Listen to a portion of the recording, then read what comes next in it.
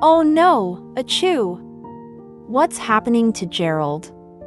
Let's find out. Gerald the elephant and his best friend Piggy were having a wonderful day. They were about to play catch, and Gerald was so excited.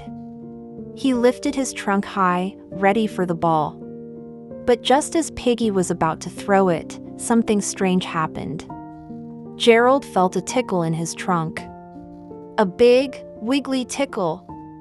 And then, achoo! A giant sneeze blew the ball all the way across the yard. Piggy was surprised. "Are you okay, Gerald?" she asked. Before Gerald could answer, it happened again. Achoo! And again. Achoo! Gerald couldn't stop sneezing. He started to worry. Why was he sneezing so much? He looked at Piggy, his best friend, and had a terrible thought. "Oh, no," he groaned.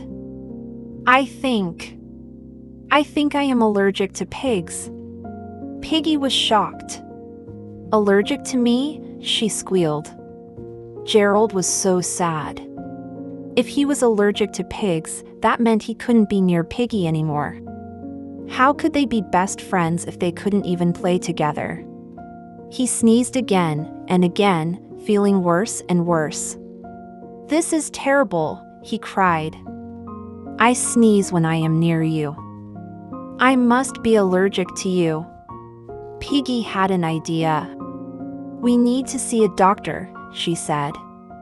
So, they went to see Dr. Cat. Gerald explained his problem. "Dr. Cat," he said sadly, "I keep sneezing around my best friend, Piggy. I think pigs make me sneeze." Dr. Cat listened carefully, checked Gerald's trunk, and looked in his ears. He thought for a moment, and then he said, very interesting.